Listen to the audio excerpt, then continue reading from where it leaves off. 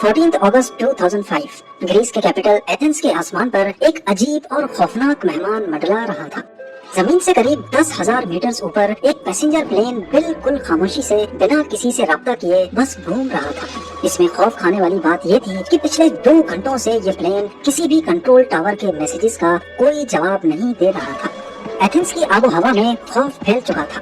क्या यह कोई टेररिस्ट अटैक की तैयारी थी या फिर कोई हाईजैकिंग इवेंट?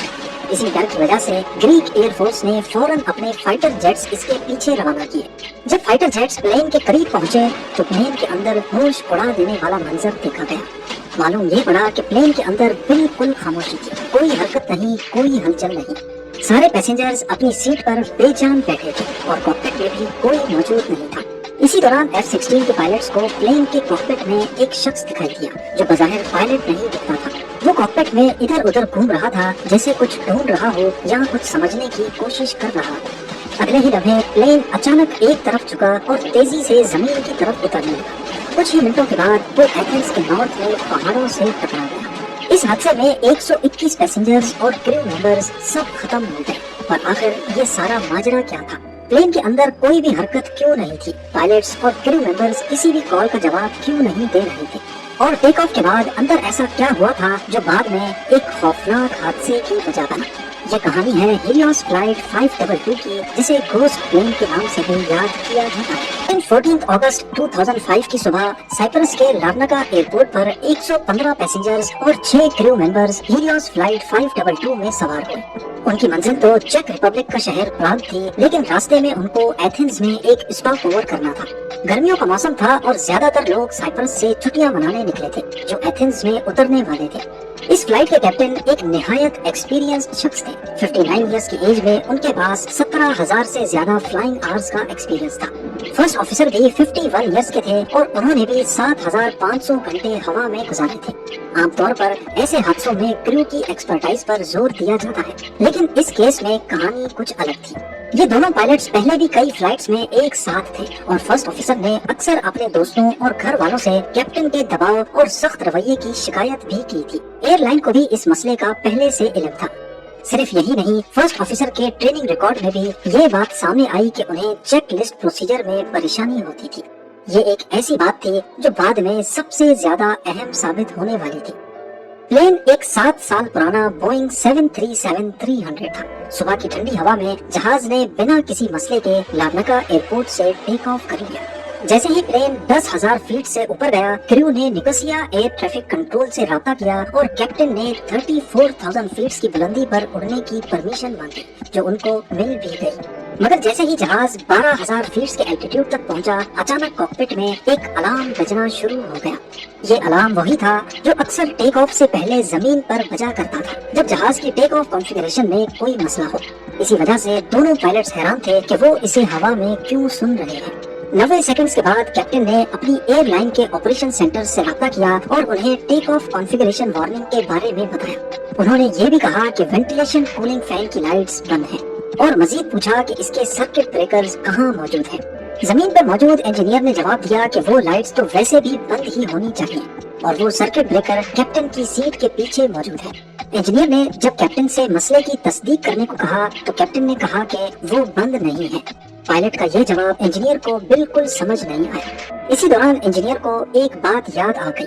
फ्लाइट से पहले इसी इंजीनियर ने जहाज के प्रेशराइजेशन सिस्टम की जांच की थी, क्योंकि इस सिस्टम के कंट्रोल्स उन कंट्रोल्स के करीब ही थे जिनके बारे में कैप्टन उलझे हुए जवाब दे रहा था। इसी वजह से इंजीनियर ने कैप्टन से पूछा कि क्या प्रेशराइजेशन मोड ऑटो पर है या मैनुअल है, लेकिन कैप्टन ने इसका जवाब देने के बजाय दोबारा वही सवाल दोहराया कि सर्किट ब्रेकर्स कहाँ मौजूद हैं।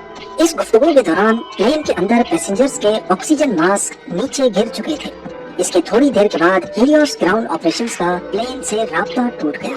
देखते ही देखते जहाज 34,000 फीट पर पहुंच गया और अब इससे राब्ता करने की तमाम कोशिशें नाकाम दिख रही थी। अब हीलियोस ऑपरेशंस ने निकोसिया एयर ट्रैफिक कंट्रोल से राब्ता किया और कहा कि वो फ्लाइट 522 से कांटेक्ट करने की कोशिश करें। अगले 5 मिनटों तक कंट्रोलर ने जहाज से कांटेक्ट करने की कोशिश की, लेकिन कोई जवाब नहीं आया। फिर कंट्रोलर ने फ्लाइट 522 के करीब एक दूसरे जहाज से कांटेक्ट किया और उनसे कहा कि वो फ्लाइट 522 से कांटेक्ट करने की कोशिश करें, पर यह तरीका भी नाकाम रहा।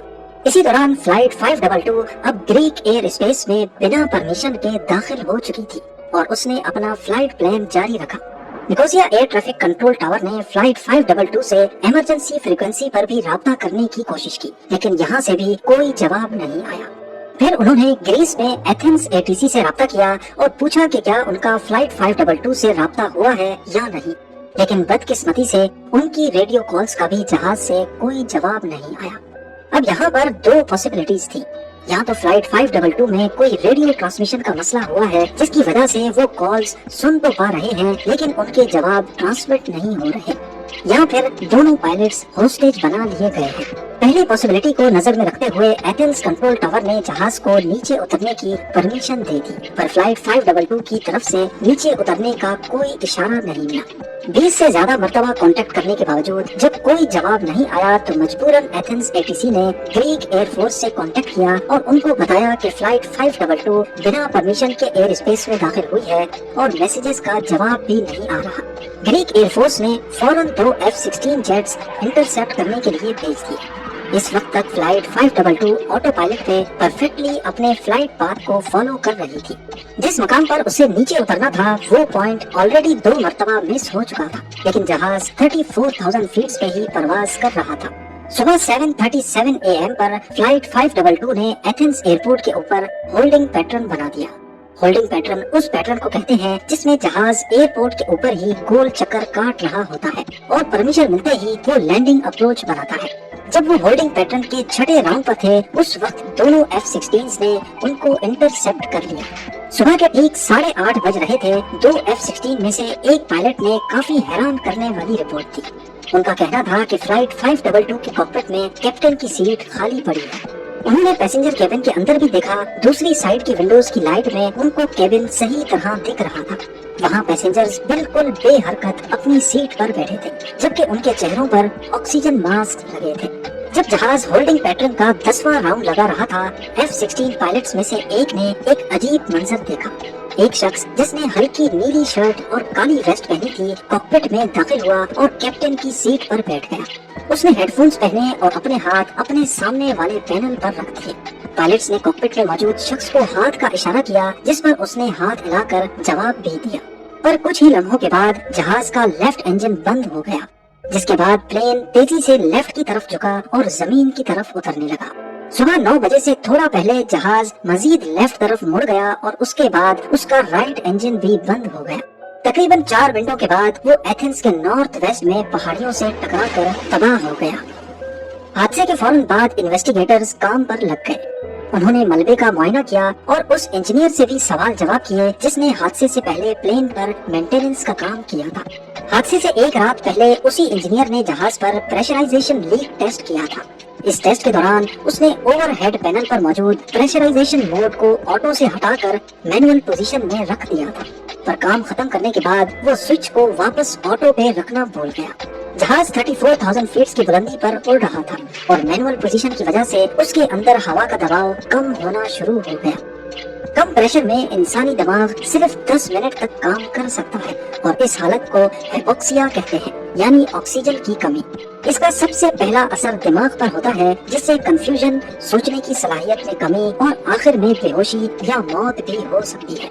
दोनों पायलट्स को अपनी प्री फ्लाइट ड्यूटीज में इस स्विच को चेक करना था, लेकिन उन्होंने गौर नहीं किया क्योंकि नॉर्मली वो स्विच ऑटो पोजीशन में ही होता है। उनके पास मसले को पहचानने के लिए 2 और मौके भी थे, टैक्सी से पहले और टेक ऑफ के बाद, लेकिन वो हर मौके को गवा बैठे।